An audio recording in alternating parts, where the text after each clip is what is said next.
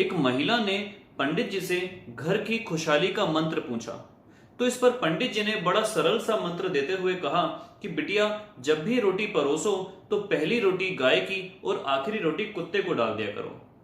तो इस पर महिला ने बड़ा अच्छा सा जवाब देते हुए बोला, पंडित जी, ये तो मैं सालों से करती आ रही हूं। मैं हमेशा पहली रोटी खुद खाती हूं और आखिरी रोटी अपने पति को डाल देती हूं। पंडित जी से 2 दिन से बेहोश पड़े हैं।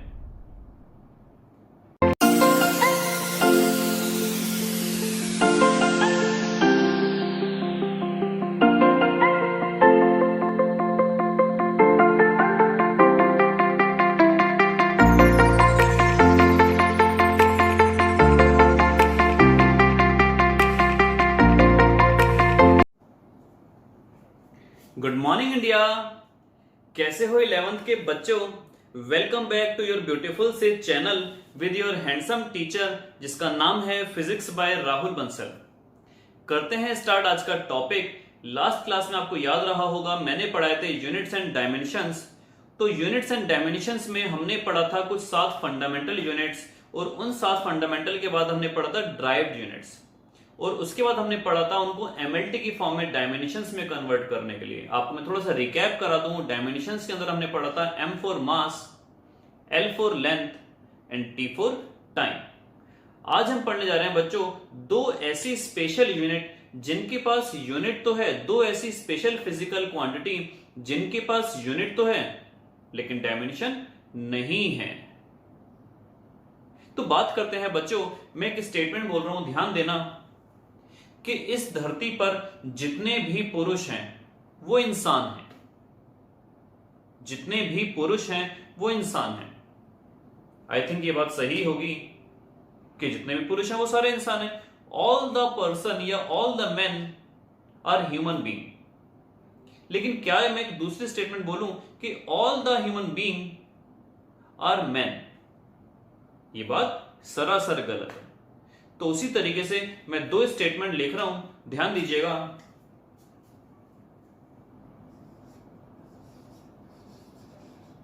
All the physical quantities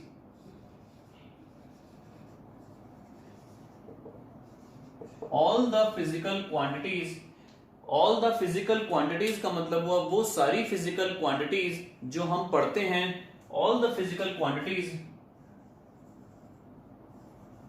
which have units, all the physical quantities which have units may have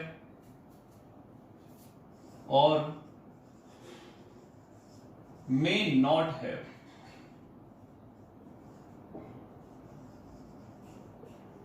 dimensions। जितनी भी फिजिकल क्वांटिटीज हैं अगर उनके पास यूनिट्स है तो जरूरी नहीं है बच्चों कि डायमेंशंस हों। एक दूसरी स्टेटमेंट लिखता हूं मैं आपके पास।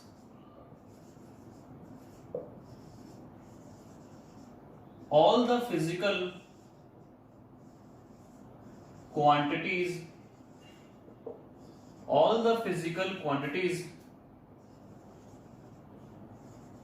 which have dimensions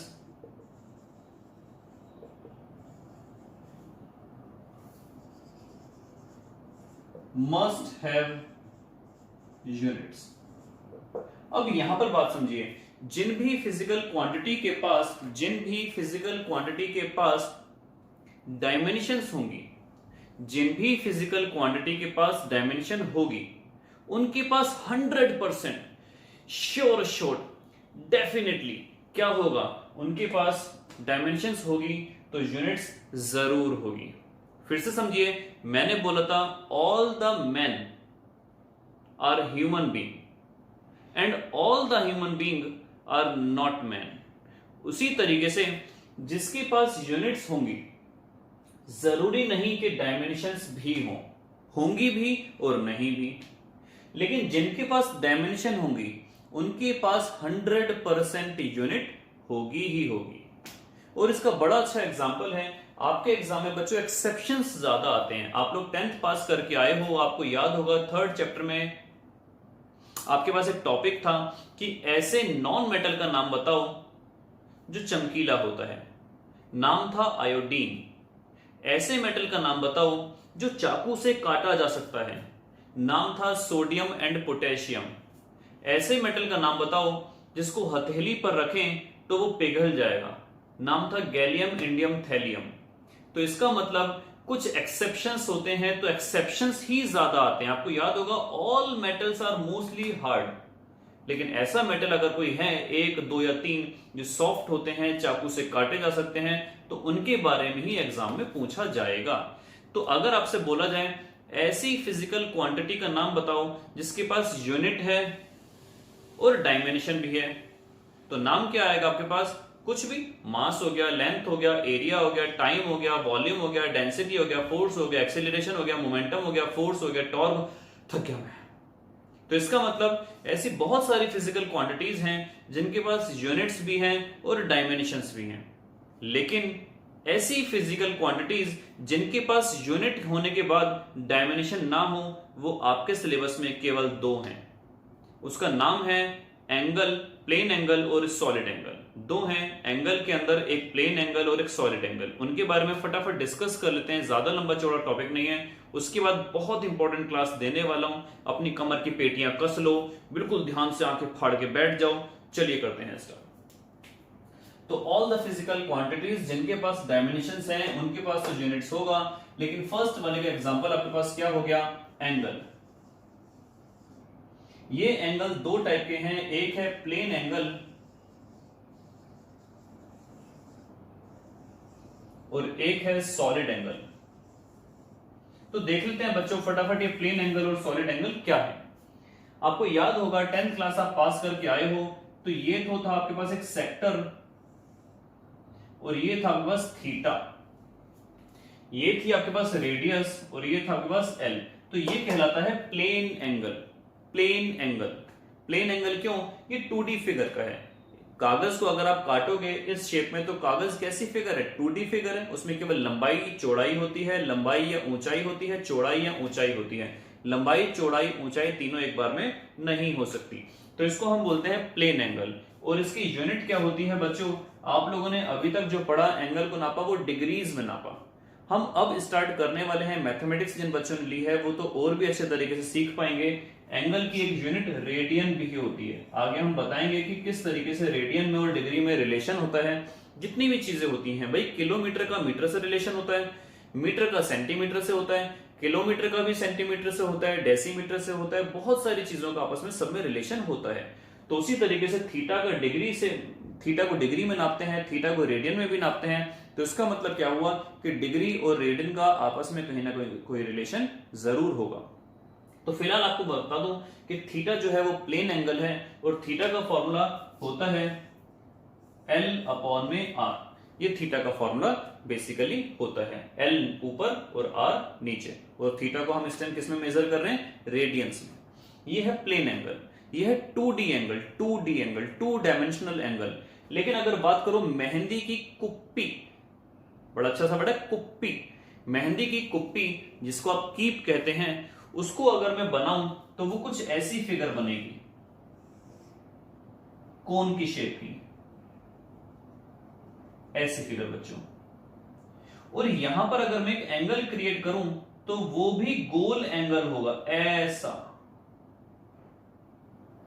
ये 3D एंगल है बच्चों, ये 2D एंगल है, ये 3D एंगल है। ये अगर आपके पास केवल 2D एंगल था तो ये 3D एंगल है। अगर मैं बात करूं, ये वही रेडियस r हो गई, तो नीचे यहां पर तो केवल लेंथ थी, लेकिन यहां पर बन रहा है पूरा एक सर्कल, और सर्कल के पास लेंथ के साथ साथ होगा एरिया भी। अगर यहां के एंगल को भी मैं थीटा से दिखा दूं, आपके एनसीईआरटी में इसको फाई से दिखाया हुआ है, डजंट मैटर। एंगल को हम थीटा से भी दिखा सकते हैं, फाई से भी दिखा सकते हैं, आगे चल के तो अल्फा बीटा गामा से भी दिखा देंगे।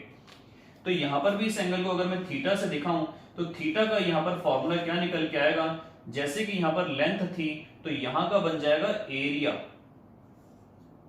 और यहां पर थी रेडियस तो ये बन जाएगा r का स्क्वायर। और यहां वाला जो एंगल है इसका नाम है सॉलिड एंगल। ये वाला जो एंगल था इसका नाम था प्लेन एंगल। प्लेन एंगल की यूनिट थी रेडियन और सॉलिड एंगल की यूनिट है स्टीरेडियन। स्टीरेडियन रेडियन की शॉर्ट फॉर्म में हम RAD लिख देते हैं और स्टीरेडियन को हम शॉर्ट फॉर्म में SR लिख देंगे। स्टीरेडियन। तो ये दो ऐसी फिजिकल क्वांटिटीज हैं, अगर एग्जाम में आए, अगर नहीं डैम श्योर 99% चांसेस होते हैं इसके आने के कि ऐसी फिजिकल क्वांटिटी बताओ, सुन लो, ऐसी फिजिकल क्वांटिटी बताओ जिनके पास यूनिट तो है लेकिन कोई डायमेंशन नहीं है, और वो है बच्चों आपके पास प्लेन एंगल और solid angle. Is it clear? Absolutely clear. चलते हैं, स्टार्ट करते हैं नेक्स्ट टॉपिक पर, जिसका नाम है, बहुत इंपॉर्टेंट टॉपिक आपको मैं पढ़ाने जा रहा हूं, जिसका नाम है, बताते हैं,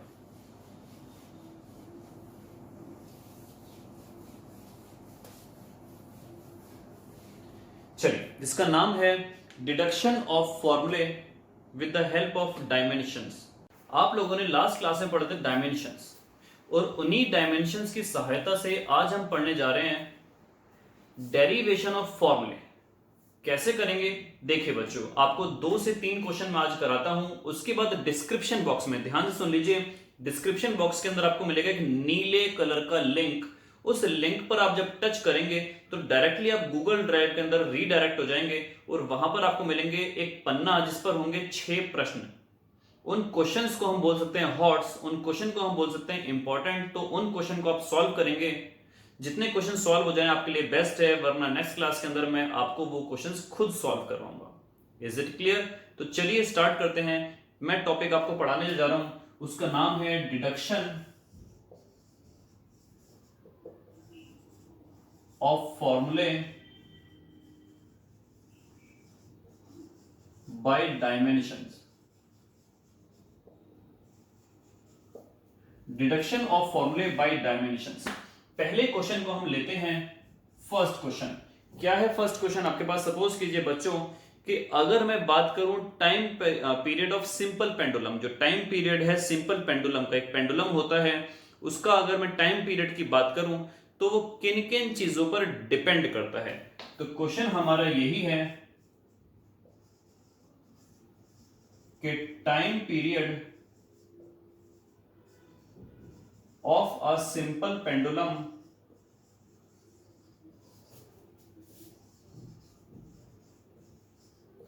depends on mass of the bob, length of the string, and acceleration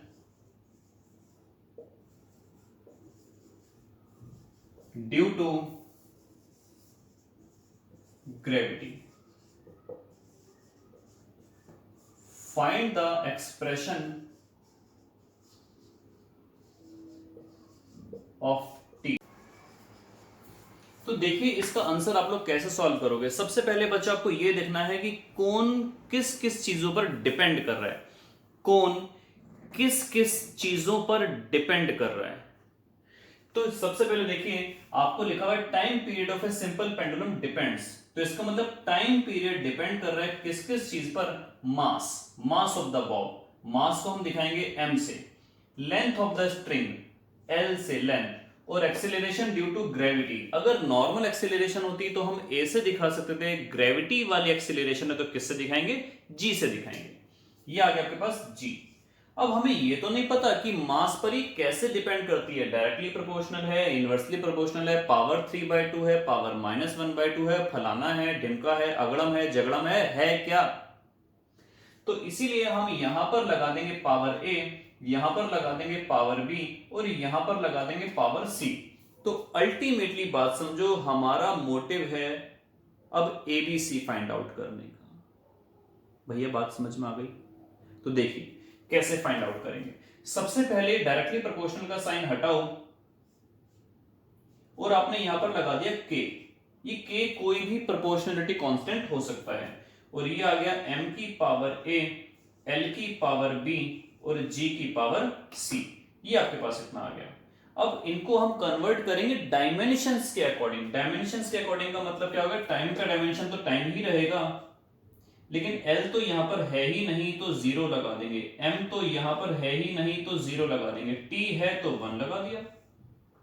K मास के लिए हम लिखेंगे बच्चों M, और पावर कितनी लगा दी इसकी A। लेंथ के लिए लिखेंगे हम बच्चों पावर लगा देंगे B और L। और ग्रेविटी की आपको याद हो, अगर कल हमने एक्सेलरेशन देखा था तो एक्सेलरेशन था मीटर पर सेकंड स्क्वायर। मीटर के लिए लेंथ, पर सेकंड स्क्वायर के लिए t की पावर -2। तो हम यहां पर लिखेंगे L t -2 और पावर c। चलिए आगे चलते हैं। ये हो गया आपके पास लेफ्ट हैंड साइड पर m की पावर 0, L की पावर 0, t की पावर 1। ये हो गया k। m तो यहां पर अकेला है तो m की पावर रहेगी a, L की पावर b है, L की पावर यहां पर बच्चों c भी हो जाएगी, क्योंकि L की पावर c है और t की पावर -2c हो जाएगी। तो L की पावर जब b है, L की पावर c है, दोनों मल्टीप्लाई में है, तो ये हो जाएगा L की power b plus c। t की पावर हो जाएगी -2c, t की पावर हो जाएगी -2c। आप लोग समझते होंगे। आगे हम करेंगे यहां पर पावर को इक्वेट। क्या करेंगे, पावर को equate on comparing the powers. तो m की पावर a है, m की पावर 0 है, तो a की वैल्यू आ गई 0। L की पावर b प्लस c है, L की पावर 0 है, तो b प्लस c भी कितना आ गया 0। t की पावर -2c है और t की पावर 1 है, तो c की वैल्यू आ गई -1/2। अब c की वैल्यू -1/2 आप जब यहां पर पुट करोगे बच्चों, तो b की वैल्यू आ जाएगी 1/2। तो इसका मतलब a की वैल्यू ये आई, b की वैल्यू ये आई और c की वैल्यू आपके पास ये आ गई है। अब इस वैल्यूज को हम कहां पर पुट करेंगे, यहां वाले में। पुट तो आप यहां पर भी कर सकते हो, लेकिन फॉर्मूला हम जब ही बोला जाता है जब वहां पर बराबर का निशान हो। तो ठीक है, अब हम वैल्यूज पुट कर रहे हैं, तो देखिए हमारे पास एग्जैक्टली आंसर क्या मिलेगा। एग्जैक्टली बच्चों हमारे पास आंसर मिला t बराबर के m की पावर a, और a की वैल्यू है 0, L की पावर b और b की वैल्यू है 1/2 और g की पावर -1/2। आप लोग जानते होंगे किसी भी चीज की पावर अगर 0 हो तो वो बन जाता है 1। तो ये आपके लिए 1 बन गया। t बराबर आ गया k L की पावर 1/2, इसका मतलब रूट g की पावर -1/2, और -1/2 का मतलब भी रूट है, लेकिन वो नीचे टपक जाएगा। इसका मतलब ये कुछ बन जाएगा ऐसे। आप चाहो तो इसको ऐसे भी लिख सकते हो कि L/G पर रूट। ये आपके पास आ गया फाइनल आंसर। आप इसको अगर यहां पर छोड़ के आओगे तो 100% डैम श्योर पूरे मार्क्स मिलेंगे आपको। लेकिन आप लोग आगे जब पढ़ोगे चैप्टर नंबर 14 एंड 15, आपको पता चलेगा k की वैल्यू होती है 2 पाई। कितना, 2 पाई। तो आप चाहते हो, पता है, तो आप यहां पर 2 पाई पुट करके आ सकते हो। बस गलत मत पुट कर आना, 1 पाई, 3 पाई, 4 पाई। पता है तो ही पुट करके आना, वरना आप छोड़ के आ सकते हो।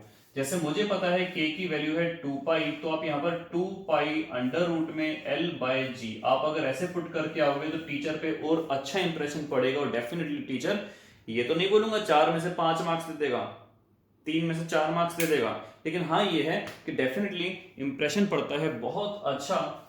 यहां पे छोड़ के आओगे तो भी आपको मार्क्स मिलने वाले हैं पूरे, क्योंकि आपने अभी 14 चैप्टर नहीं पढ़ा और आपको नहीं पता कि एग्जैक्टली k की वैल्यू होती क्या है। चलिए एक क्वेश्चन और करा देता हूं और उसके बाद क्लास को करते हैं हम स्विच ऑफ, और आपको दूंगा डिस्क्रिप्शन बॉक्स के अंदर लिंक। आपको बता चुका हूं मैं, उसमें होंगे 6 क्वेश्चन, डेफिनेटली सॉल्व कीजिएगा। एक क्वेश्चन बच्चों फटाफट मैं और देता हूं आपको। If a body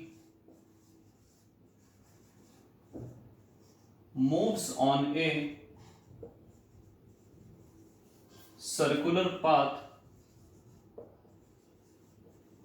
needs a centripetal force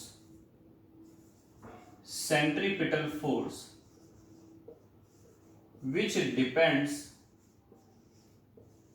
on following. वो सेंट्रीपिटल फोर्स बच्चों किस पर डिपेंड करती है? वो डिपेंड करती है, फर्स्ट पॉइंट है mass of the body, mass of the body. Second वो डिपेंड करती है velocity of the body, velocity of the body. और थर्ड वो डिपेंड करती है बच्चों radius of the circular path, radius of the circular path.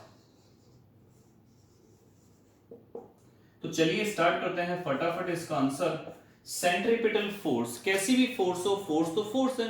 तो यहां पर हमने लिखा फोर्स किस किस चीज पे डिपेंड कर रही है? Mass of the body, velocity of the body, radius of the circular path. फिर से हम वही लिखेंगे ए, बी और सी।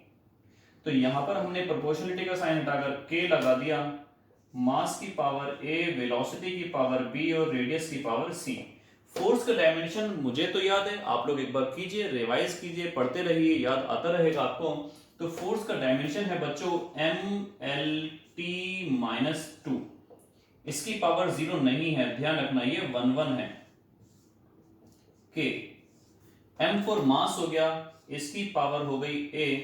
वेलोसिटी का मतलब LT-1, इसकी पावर हो गई B। और रेडियस का मतलब लेंथ हो गया, तो इसकी पावर हो गई आपके पास C। हम इसको आगे सॉल्व करते हैं। तो लेफ्ट हैंड साइड पर मिला m की पावर 1, l की पावर 1, t की पावर -2। k आ गया, ये आ गया m की पावर a, l की पावर b है, l की पावर c है, तो l की पावर आ गई b प्लस c। और t की पावर केवल -1 है, साथ में b बाहर है, ये आ जाएगा -b। फिर से हम वही लिखेंगे ऑन कंपेयरिंग द पावर्स। तो a की वैल्यू आ गई 1, b प्लस सी किसके बराबर आ गया बच्चों? ये भी 1 आ गया। और माइनस भी किसके बराबर आ गया? -2 के। माइनस से माइनस चला गया, b की वैल्यू आ गई 2। और b की वैल्यू 2 जब यहां पर पुट करेंगे तो ये आपके पास आ जाएगा c इक्वल्स टू 1 - 2, यानी कि c इक्वल्स टू -1। a की वैल्यू 1 मिली, c की वैल्यू -1 मिली, b की वैल्यू 2 मिली। हम जब इसको पुट करेंगे तो देखिए क्या मिलता है आपको फटाफट। इसको हमने पुट करा यहां पर, जहां पर हमने k अप्लाई कर दिया था, तो ये आपके पास मिला k m की पावर a, और a कितना मिला 1, v की पावर b, और b कितना मिला आपको 2, और r की पावर c, और c कितना मिला -1। आपको याद होगा -1 वाला जो है वो फुदक कर आ जाएगा नीचे।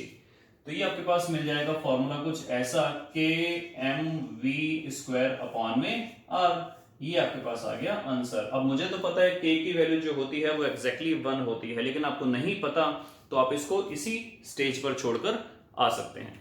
आपको मैं दे दूंगा 6 क्वेश्चन, सॉल्व कीजिएगा। टिल देन बाय बाय, स्वस्थ रहिए, मस्त रहिए, अस्त पस्त नहीं रहिए। Bye bye.